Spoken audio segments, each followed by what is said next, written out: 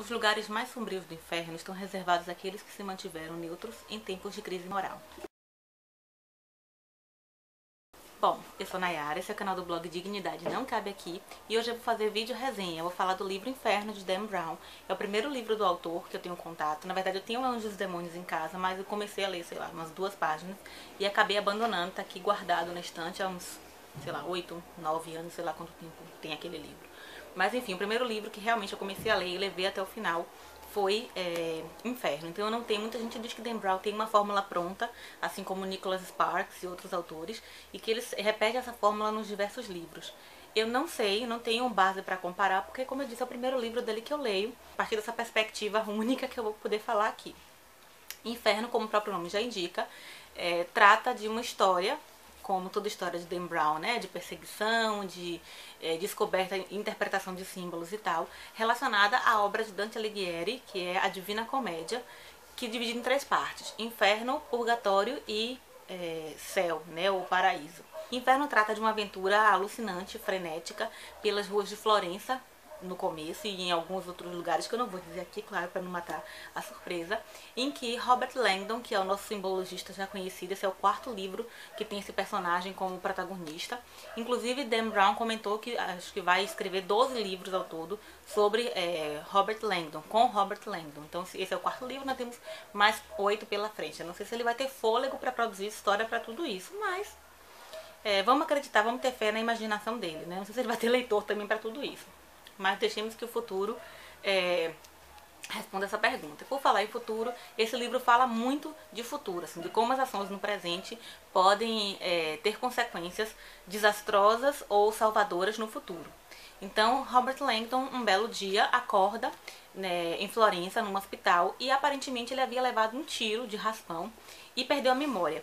Ele não sabe por que levou o tiro, quem atirou, como ele foi parar em Florença. Ele não lembra de nada do que aconteceu nos últimos dias anteriores àquela chegada no hospital. E aí ele encontra uma médica chamada Sienna Brooks, que passa a tentar, ela tem uma empatia grande com ele nesse começo, nesse encontro, e aí vai ajudar Robert Langdon a descobrir o que foi que aconteceu, porque que ele chegou baleado no hospital.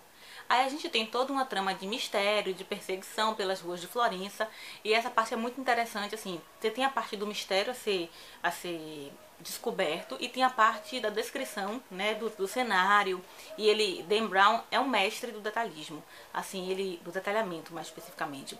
Ele descreve muito bem os cenários, ele descreve muito bem os locais por onde as pessoas, os personagens estão passando, e ele não faz isso em nenhum momento de forma chata, de forma entediante.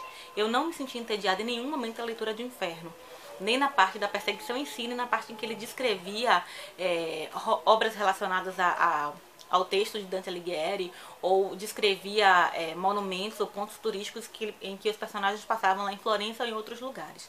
Ele descreve muito bem, a descrição dele favorece muito a criação do cenário mental do leitor, então você se sente, pelo menos eu me senti, realmente andando nas ruas de Florença, acompanhando aqueles personagens. Eu conseguia sentir até a aura dos lugares em que eles entravam, porque alguns lugares tinham quase uma aura sagrada, né? Uma aura assim, de séculos de história e de combates e de lutas e de informação, né?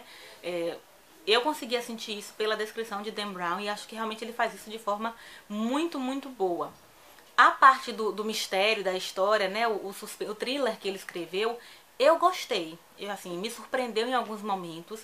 Realmente, tem uma parte específica que ele deu uma reviravolta que eu disse assim, não é possível que eu tenha me passado nessa parte. Aí eu voltei as páginas para conferir se realmente eu tinha perdido algum detalhe ou se ele tinha me pego pelo pé.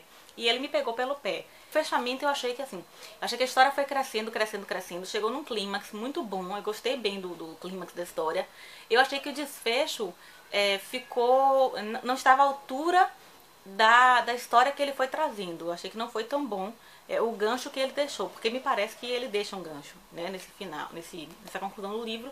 Não sei se vai ser um gancho aberto para todo sempre ou se vai ser um gancho para o livro seguinte, o 5º livro. A gente nunca sabe o que Dan Brown está aprontando. Mas enfim, uma coisa que me incomodou um pouco é o personagem do Robert Langdon, que aí na minha cabeça não tinha como, né? Vinha sempre o Tom Hanks, embora a descrição que o Brown faça aqui do Robert Langdon não tenha pra mim nada a ver com o Tom Hanks. E aí, como eu vi os filmes, né, O Código da Vinci e Anjos e Demônios, antes de ler esse livro, já fiquei com essa imagem marcada. Mas o Dan Brown repete muito, ele fala muito da beleza do Robert Langdon, ele tenta mostrar o Robert Langdon como um personagem muito sexy, muito atraente, e pra mim isso não funcionou, assim, eu achei que não tinha nada a ver, que tava muito forçada essa referência constante à beleza dele, ao charme dele, e eu não achei ele nada charmoso nem atraente, né? Tem uma certa menção também, uma química entre Robert e a Sienna Brooks, que eu não vi, não achei... Eu não vi nada de romântico nessa história, não vi nenhuma química, nenhuma faísquinha entre eles. Essa parte, se foi a intenção dele, não me convenceu realmente. Esse livro fala basicamente como eu disse, fala muito do futuro, né, de como as consequências no presente podem afetar e afetam drasticamente o futuro.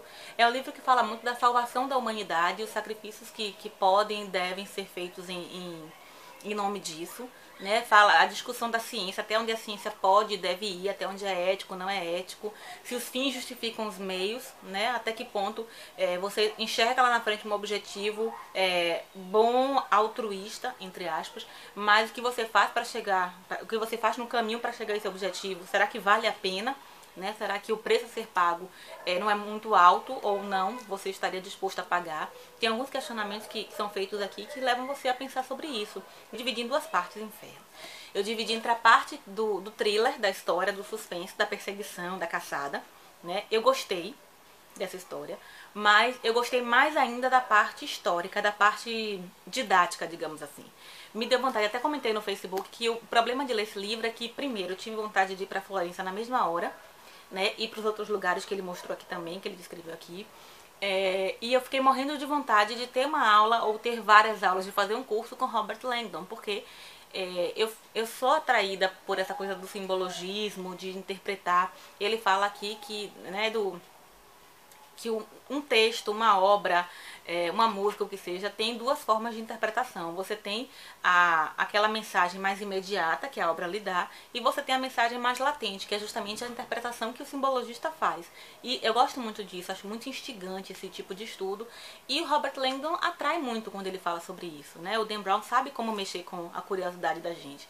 Então, quando ele passeia pelas ruas de Florença e outras ruas e vai mostrando pontos históricos e detalhes e símbolos, e que o Dan Brown vai esmiuçando a própria obra do Dante Alighieri e vai mostrando. Ele tem uma frase que é bem legal, ele diz assim: o Inferno de Dante, inspirando obras macabras, deixa eu só pescar aqui, inspirando obras de arte sinistras desde 1330. E ele faz um inventário praticamente das obras que foram inspiradas na obra de Dante, desde filmes, quadros, outros livros, obras de músicas, obras diversas que foram inspiradas, e muitas delas realmente bem sinistras, bem macabras.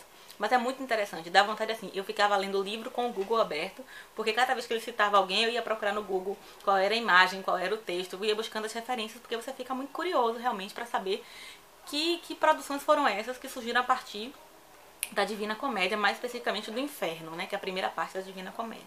Achei bastante curiosa a ideia de que Dan Brown traz aqui, de que a noção moderna de inferno foi muito influenciada pela obra de Dante Alighieri. Eu ficava confusa algumas vezes, porque eu não sabia se as afirmações que Dan Brown fazia aqui eram realmente fundadas em dados reais, ou se eram fruto da imaginação dele, assim, se ele manipulava, ele fazia uma mistura, um mix entre os dados reais e coisas da imaginação para se adequar, para casar melhor com essa história. Eu tô nessa dúvida até agora, né? Se os autores que escrevem romances históricos sempre nos deixam nessa dúvida, a gente não sabe até que ponto é verdade o que eles estão dizendo, ou se é se é metade verdade e metade imaginação, não sei. Entre as várias referências que Dan Brown traz nesse livro, teve uma que eu achei uma das mais interessantes, né, se não a mais interessante, que é Logan's Run, que é uma história que significa, né, a corrida de Logan, que foi publicada em 1967 e é uma espécie de distopia. As pessoas viviam até 21 anos de idade e nessa idade eles se matavam voluntariamente para não ter que sobrecarregar o resto do grupo com os problemas que vinham com a idade avançada. Essa história foi adaptada para o cinema, só que houve uma pequena mudança. Em vez de se matarem com 21 anos de idade, se matavam com 30 anos de idade, né? Dava um tempinho maior. Foi uma necessidade mesmo para atrair um público, uma faixa etária específica e tal. Mas é a história do Agathusa, do sacrifício em prol do bem comum. Eu achei super interessante, tentei procurar no Google alguma referência. Se eu conseguir achar e assistir e ler, eu depois comento com vocês, tá certo? Bom, e eu falei da história, mas quais foram as minhas impressões ao ler Inferno? Eu gostei, é um livro que eu recomendo, não é um livro sensacional, 5 estrelas, é um livro que eu daria 3 estrelas e meia a 4, porque como eu disse, realmente o mistério me surpreendeu, algumas reviravoltas na história me surpreenderam. Eu gostei da narrativa, do ritmo de narrativa, foi um livro que eu li assim com muita fluidez, eu não fiquei empacada em nenhum momento, não fiquei entediada, não tive vontade de pular nenhuma passagem. Eu acho que todo o detalhamento que teve aqui foi importante para a compreensão da história. Achei que os personagens não foram tão cativantes, assim, não é que eles não foram... O Dan Brown poderia ter trabalhado melhor esses personagens, eles não tiveram muita profundidade. Nem o Robert Langdon, que já é o 4º livro dele, pra mim não teve muita profundidade, não foi um personagem carismático, um personagem que me cativou. Como em outros livros a gente tem um personagem, né? Assim, ele tem uma profissão tão interessante, uma história tão interessante. Quando ele começava a falar da simbologia, eu ficava fascinada. Mas pela história em si, não por ele ou pela forma dele falar, necessariamente.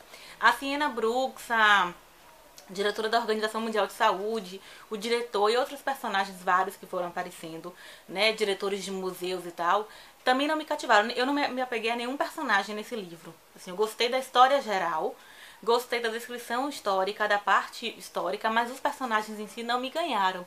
Então por isso eu dou 3 estrelas e meia. 3 estrelas e meia. Mas eu gostei do livro, não me arrependi de ter lido. Voltei a algumas passagens, voltei a alguns trechos. Então foi uma história que me ganhou, embora os personagens não tenham me agradado tanto, assim, eu não me apeguei a nenhum deles. E uma curiosidade que eu queria trazer pra vocês é que o Robert Langdon fala em dado momento, pra fechar essa resenha em vídeo, eu queria falar de uma curiosidade pra vocês. Logo no comecinho da história, quando o Robert Langdon se vê no hospital e acontece uma situação em que ele corre perigo, ele se dá conta de que não está mais com todos os seus pertences, que ele reconhecia, assim, ele perdeu a memória dos acontecimentos, mas ele conhecia seus objetos de estimação.